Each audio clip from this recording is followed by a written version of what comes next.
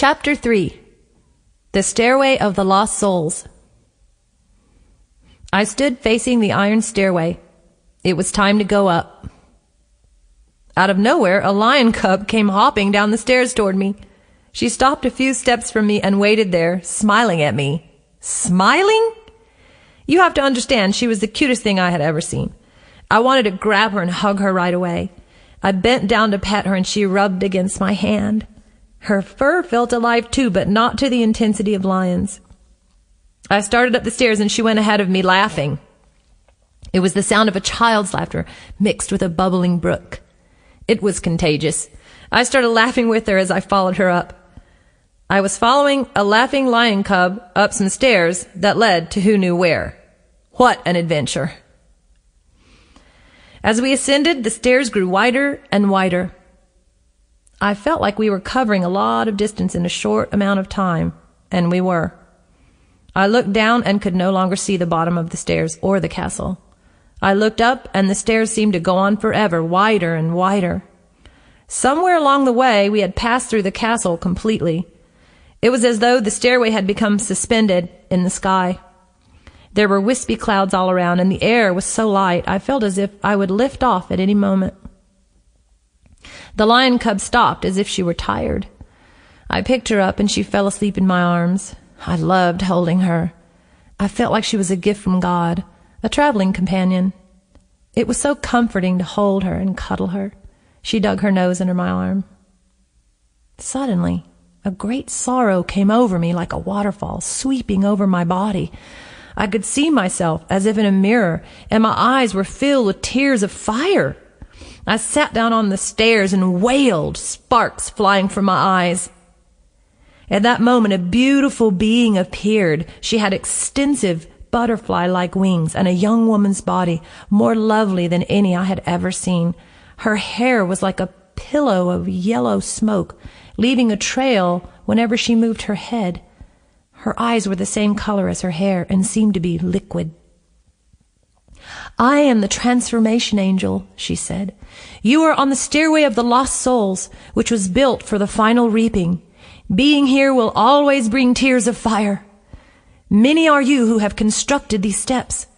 They are for the people of the earth, not yet come to the knowledge of Jesus' love for them. They may choose to climb when they are called. Pray they choose well." I felt a sudden wave of fear at something pending. The air grew thick and forbidding, making it hard to breathe. I saw an ominous cloud in the distance moving toward me. I covered myself with my cloak, still holding the sleeping cub, who was apparently oblivious.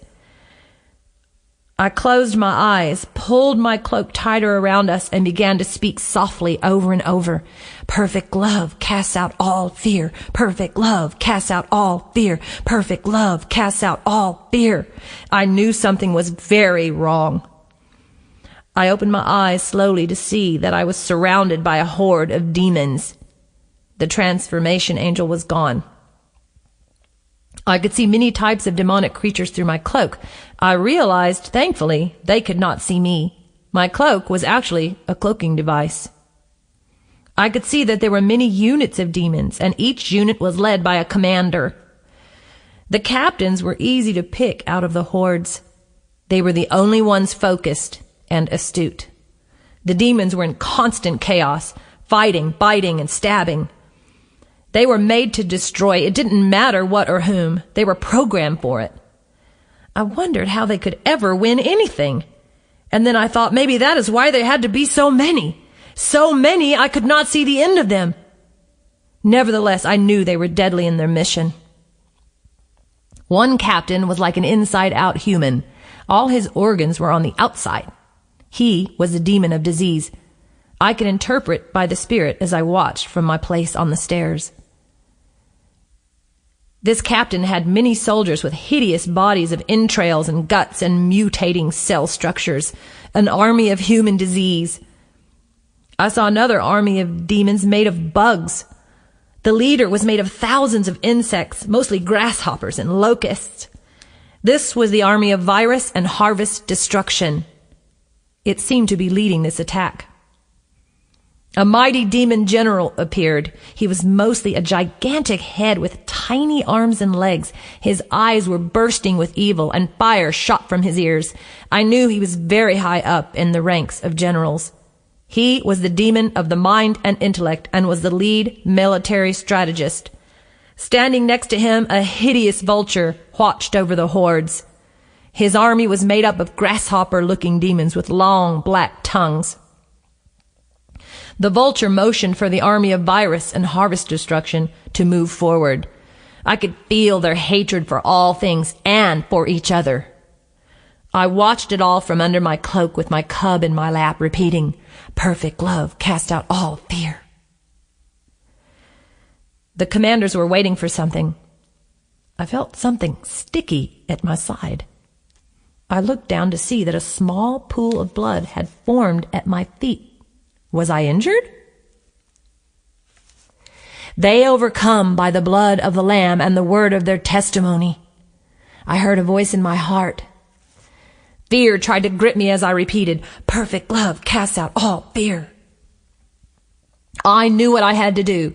Jesus' blood, my lifeline and the healing of all the nations, was alive and dripping from my sword. I stood up and threw off my cloak. I grabbed my sword hilt and felt something move under my fist. 2 new leaves were budding on the handle. That made 6 leaves, the number of man. I will fight for all mankind.